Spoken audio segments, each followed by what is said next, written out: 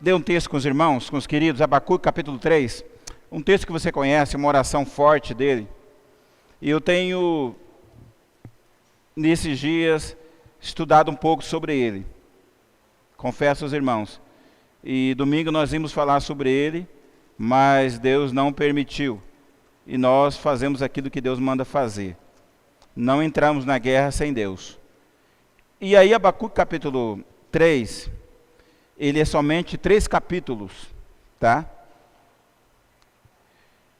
E se você ler todos os 3 capítulos, no capítulo 3, versículos 17, 18, 19, ele vai fechar com uma palavra de confiança, de esperança. E aí, se Abacuque morasse hoje no Brasil, se Abacuque fosse um profeta para hoje, em 2017, talvez Abacuque, a oração dele seria diferente. Mas Abacuque está vivendo num tempo de apostasia religiosa, idolatria, reinado em crise, povo em crise, povo em dificuldade, povo acreditando mais em heresia, em filosofia do que a palavra. E Abacuque então ele começa então a fazer uma oração. Ele começa dizendo até quando. Se Abacuque estivesse vivendo hoje, ele poderia olhar no contexto do Brasil e dizer: até quando o Brasil vai continuar dessa forma? Até quando nós teremos governadores, autoridades corruptos? Até quando nós teremos um Brasil prostrado diante de pessoas que não podem resolver a vida delas? Até quando o Brasil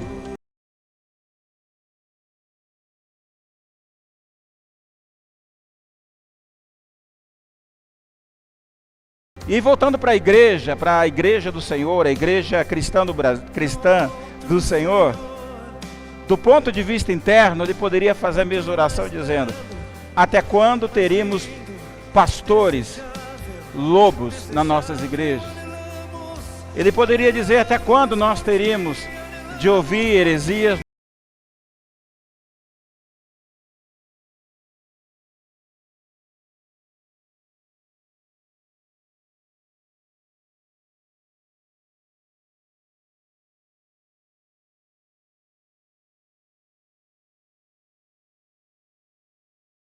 Do ponto de vista interno, ele poderia: até quando nós iríamos ver uma grande igreja morta? Uma igreja que não faz, uma igreja que não sente o coração de Deus. Até quando? Ou ele poderia dizer, do tempo chamado hoje: até quando nós serviríamos a Deus?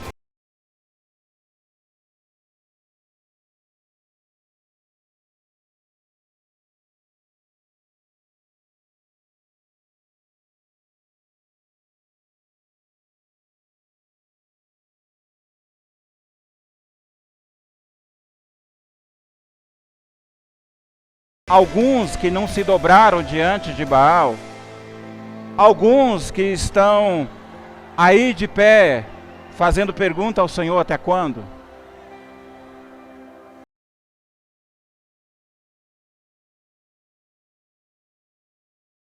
E aí, se você continuar lendo o texto, não queremos falar todo ele, a Bíblia fala que Deus ficou em silêncio, não respondeu, e a oração de Abacuque foi que Deus levantou outro povo, inimigo do povo.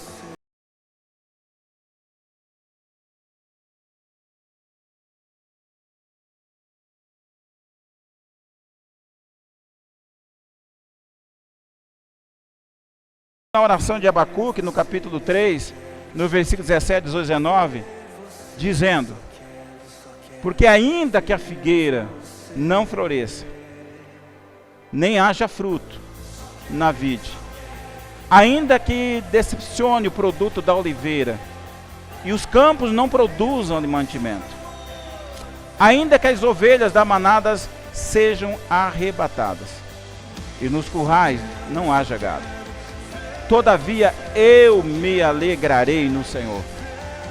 Exultarei no Deus da minha salvação. O Senhor Deus é minha força. E fará meus pés como os das servas. E me fará andar sobre as minhas alturas. Essa foi a oração final deste grande homem, ou desse grande profeta, que num dia de ira, de indignação, fez o Senhor, mas ele encerrou da maneira correta.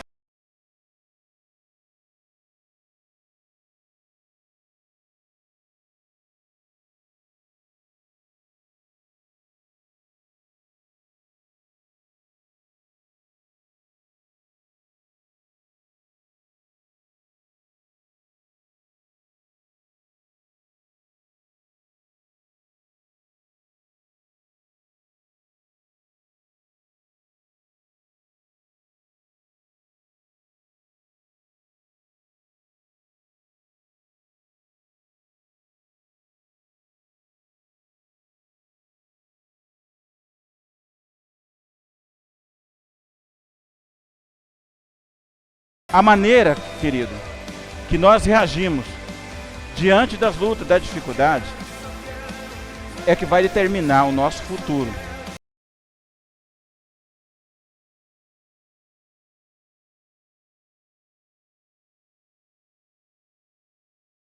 É o que vai determinar a nossa vida daqui a 5, 10, daqui a 20 anos. Provérbios capítulo 24, 10 diz: se te mostrares fraco no dia da angústia, a tua força será pequena.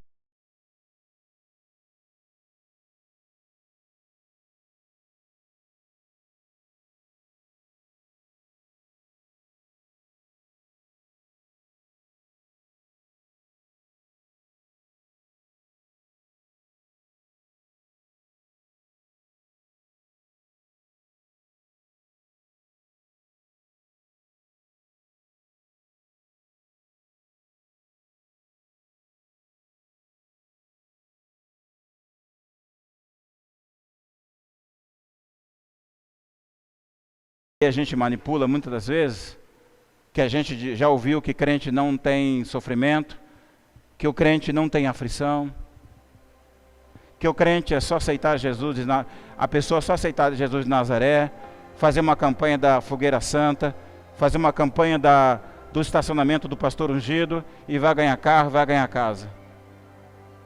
E que aquele que aceita Jesus, olha, nunca mais você vai ter dificuldade.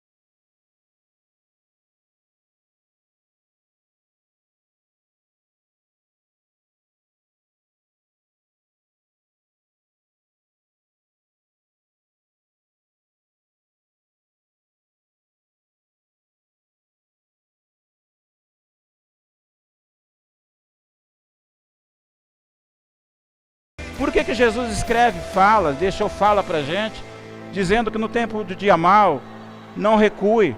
Por que 1 Timóteo 1,7 diz que nós não temos espírito de covardia, mas de coragem, de ousadia, determinação, de amor e moderação?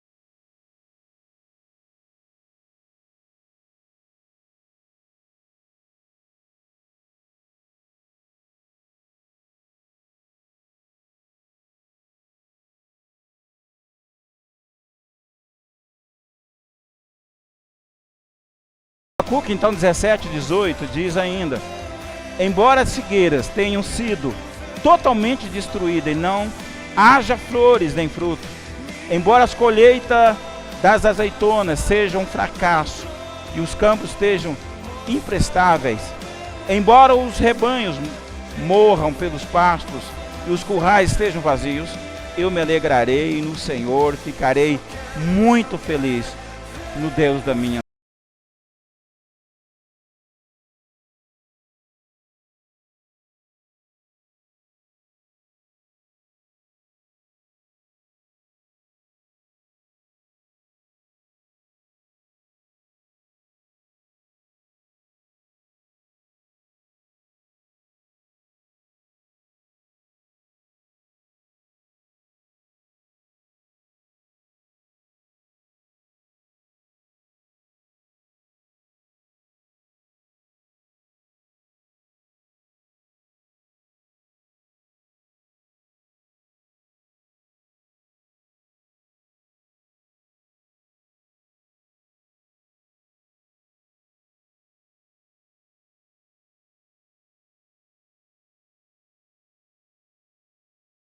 O dia que a minha família não vai bem, a minha alegria está no Senhor.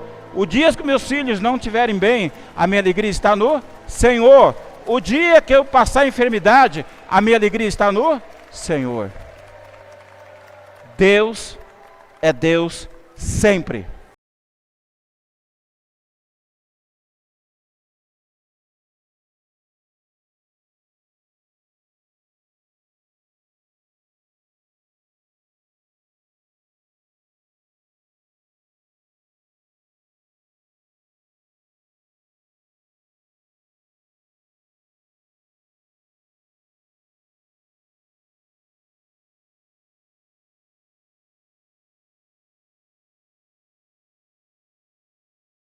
O apóstolo Paulo, em Romanos 8, 35, 38, diz assim: quem nos separará do amor de Cristo?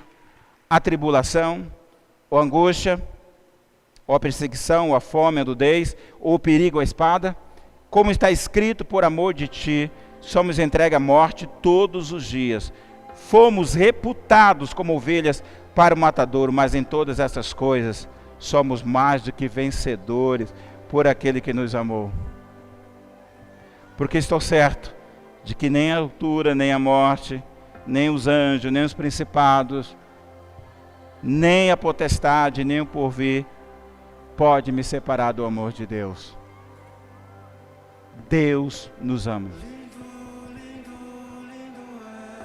E não é porque eu e você passamos por dificuldade, é que Deus deixou de nos amar, irmãos. Pelo contrário, Ele nos ama muito. Antes de olhar para a situação, olhe para Deus que pode tudo resolver. Tudo Deus pode resolver. Lucas 1,37 diz: porque para Deus nada é impossível.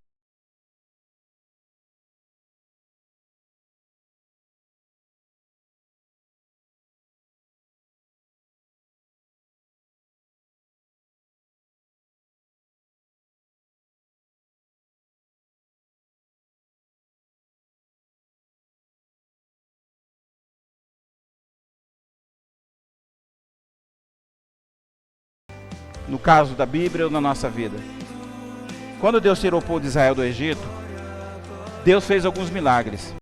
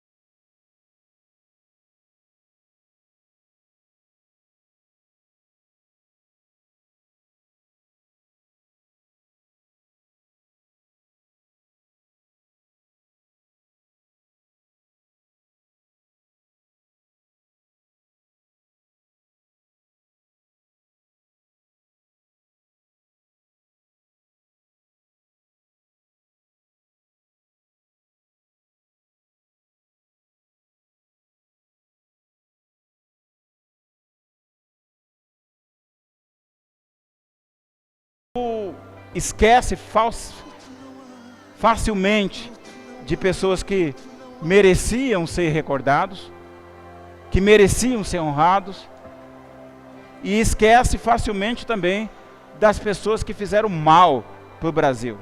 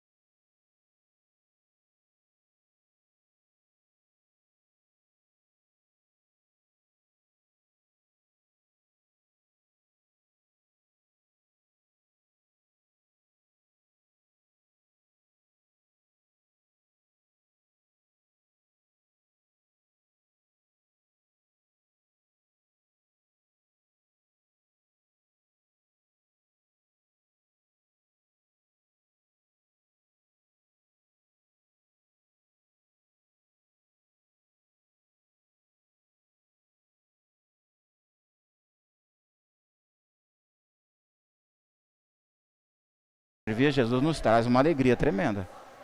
Paz no coração, felicidade, segurança, conforto, certeza.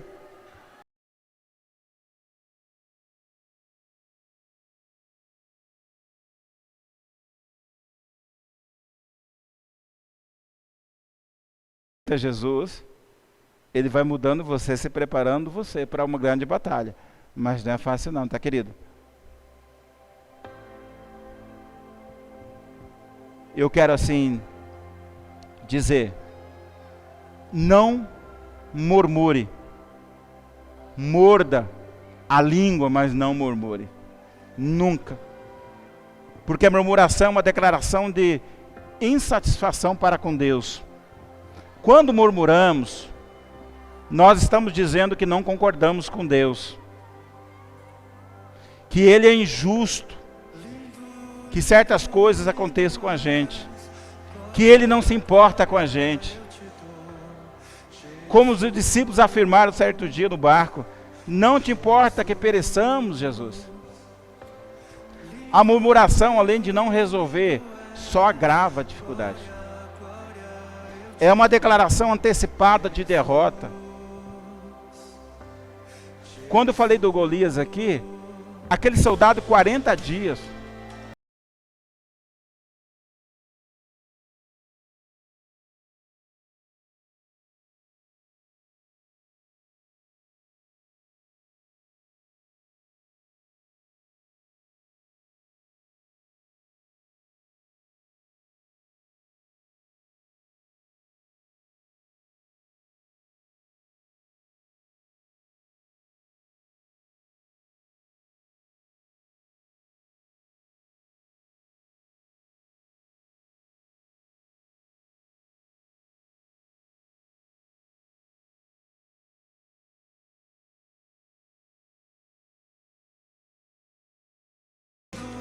ele enfrentou.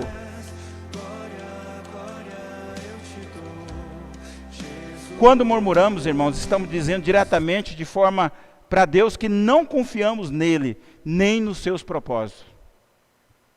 A murmuração não aperfeiçoa o nosso caráter.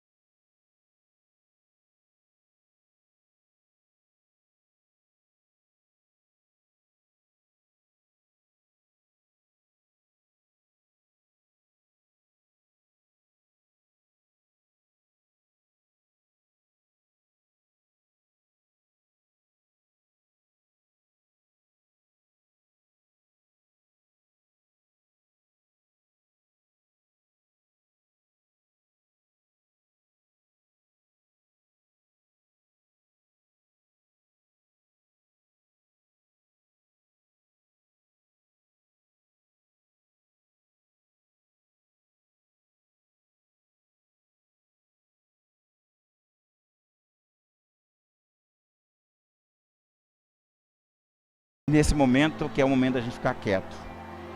E aí, Êxodo capítulo 14, é um texto que eu gosto também, porque Deus fala algo assim interessante.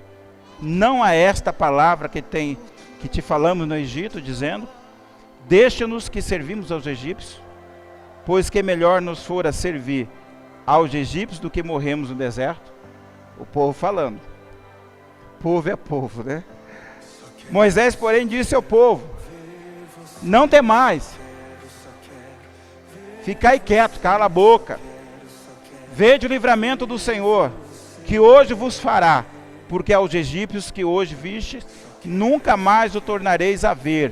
O Senhor pelejará por vós, e vós vos calareis. Então disse o Senhor a Moisés: por que clamas a mim? Diz ao povo que marche.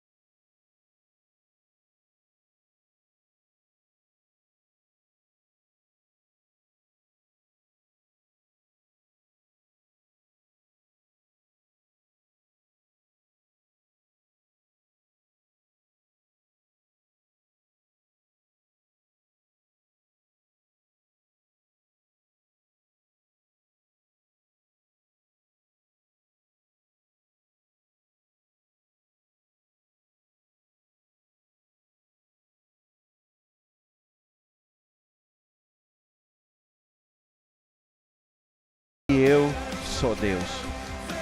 Salmo 86 ainda diz: inclina, Senhor, teus ouvidos e ouve-me, porque estou necessitado e aflito. Você está assim hoje? Guarda minha alma, pois sou santo. Ó meu Deus, salva o teu servo, que em ti confia. Tem misericórdia de mim, ó Deus, pois a ti clamo todo dia. Alegra a alma do teu servo, pois a ti, Senhor, levanta a minha alma. Pois tu, Senhor, és bom e pronto a perdoar, e abundante em benignidade para todos que te invocam. Dai ouvido, Senhor, à minha oração, e atende a minha voz nas minhas súplicas. No dia da minha angústia, clamo a ti, porque me responde. Nesse momento da nossa dificuldade,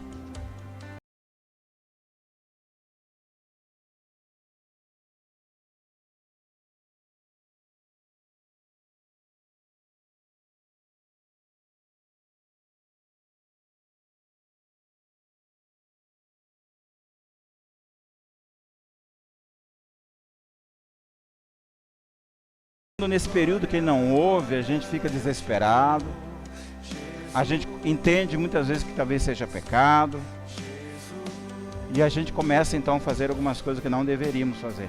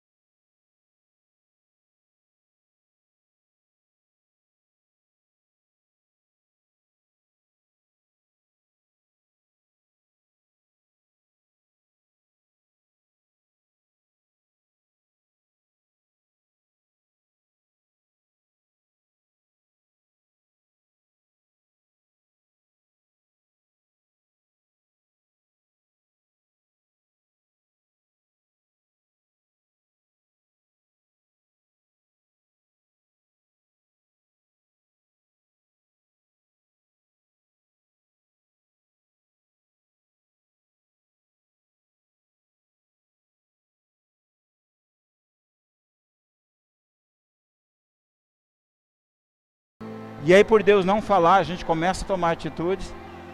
E na atitude Deus não fala, porque Ele está em silêncio. E um dos sentimentos do profeta Elias, lá em 1 Reis, capítulo 19, ele experimentou alguns sentimentos quando Deus ficou em silêncio com ele. O primeiro sentimento, ele ficou com medo. Podemos também ficar com medo diante de algumas coisas que podem acontecer, sim. Quando Elias sentiu, ficou com medo, ele saiu e começou a procurar decisões próprias, correndo de um lado para o outro.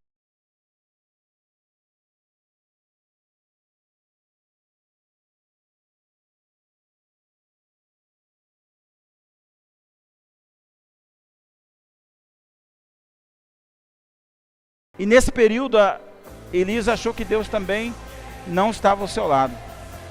E isso também é um período ruim para a gente. Porque nesse tempo a gente pensa que Deus parece que não está do nosso lado. Começamos a duvidar do amor de Deus. Começamos a duvidar que Deus mandou a gente para um certo lugar para a gente sofrer. E Deus não mandou a gente para um certo lugar. Tem um livro que eu li uma certa vez, em 1800, e não nessa época, mas o missionário que escreveu em 1847, se não me engano, o missionário, que Deus falou com ele fortemente um dia, dizendo para que estava convocando ele para ser missionário num lugar.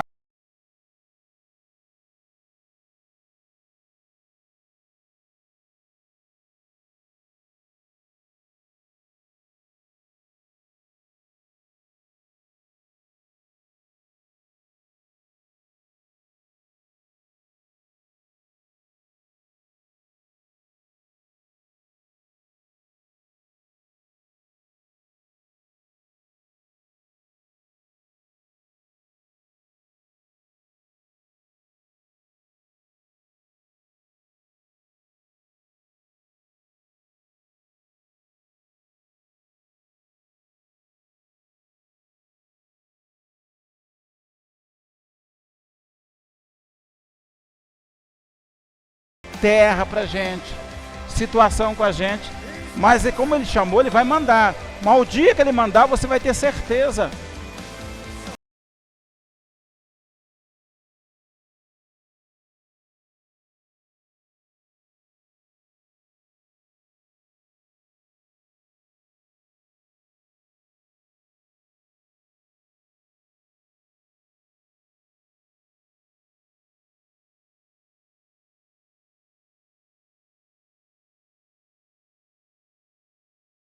Permanece de pé. Quando Deus chama, você entra numa guerra, você pode até perder uma perna, mas você não sentirá mais dor da perca daquela perna.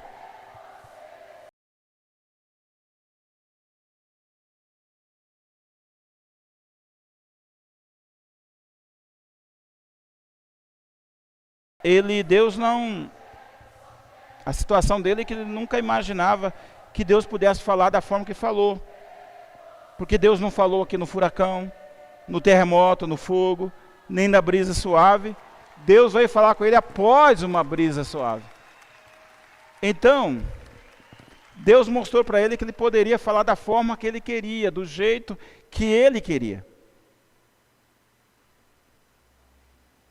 Mas muitas vezes a gente entende que Deus só pode falar do jeito que nós cremos.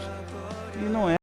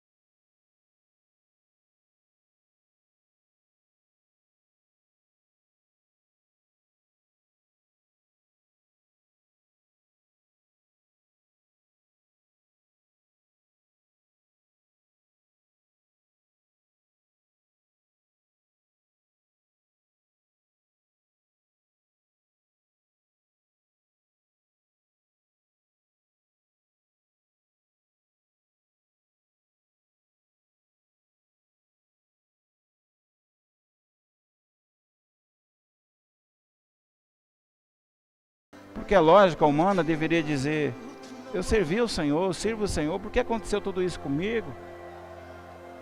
Eu nunca roubei, eu nunca fiz isso, eu sempre preguei a tua palavra, por que o Senhor fez isso comigo? Não.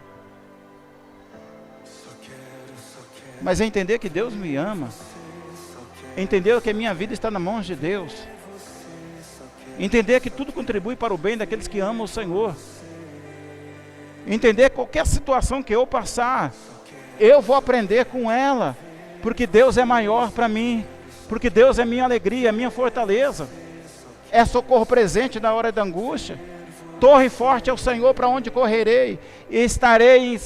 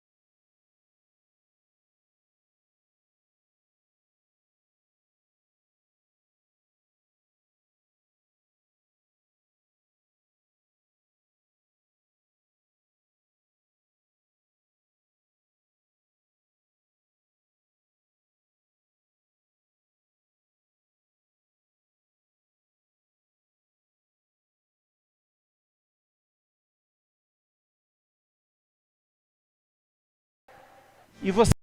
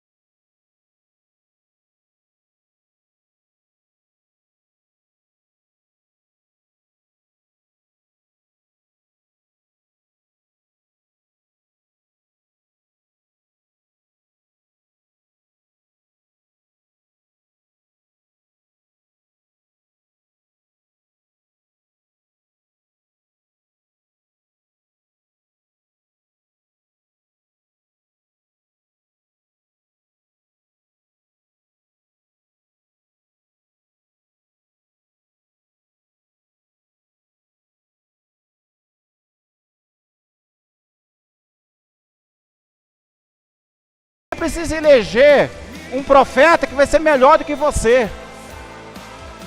Você precisa eleger mais um rei. Então saia daí. É que muitas vezes, irmãos,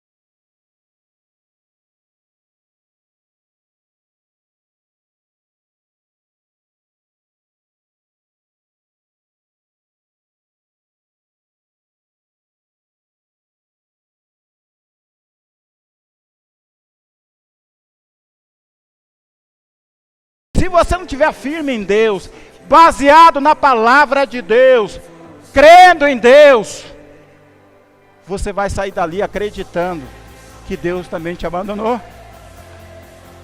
Que Deus não é Deus. Que Deus é injusto. Não, que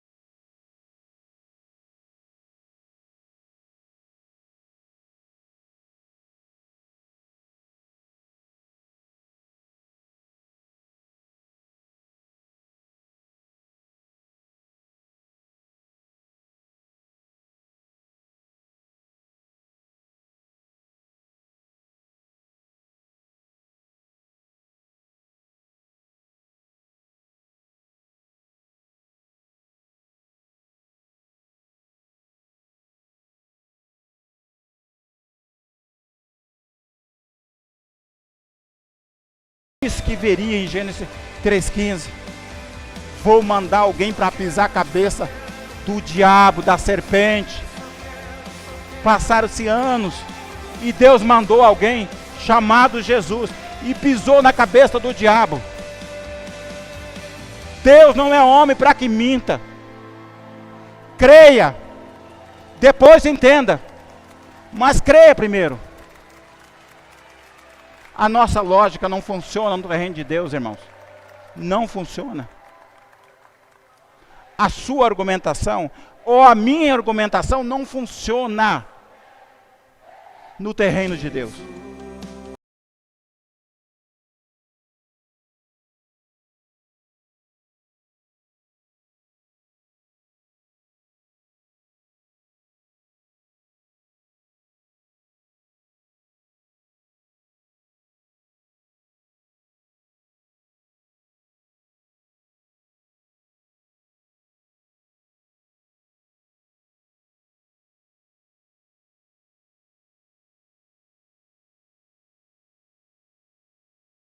A grande desgraça da Igreja Batista é deixar ou deixou de acreditar no Espírito Santo de Deus.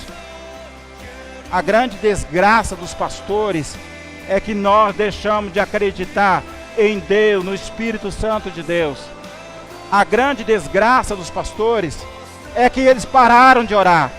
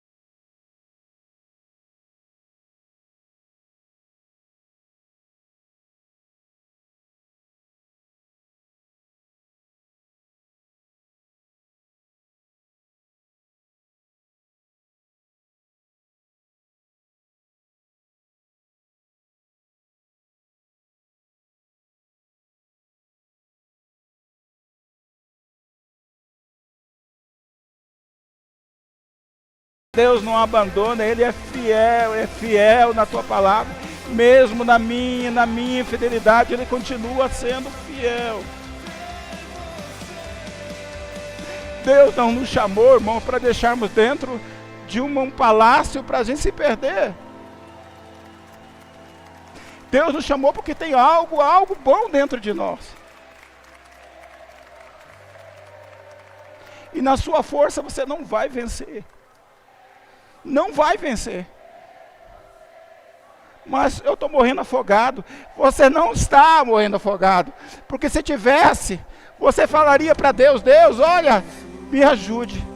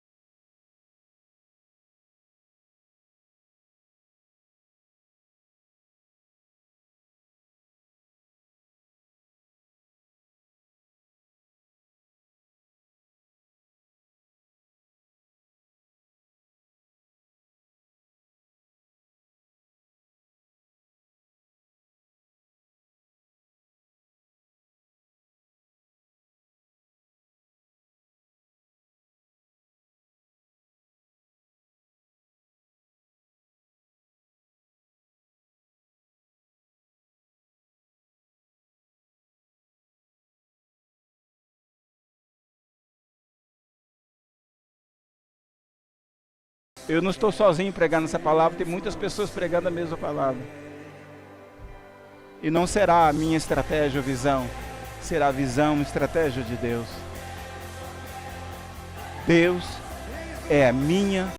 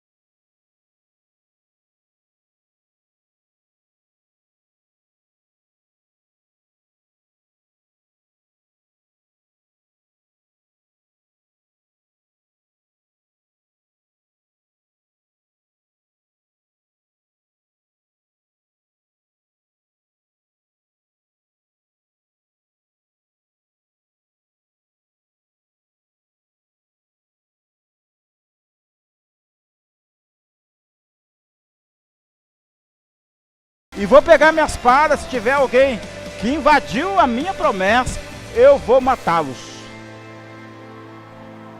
Porque para ele, Deus era a força dele.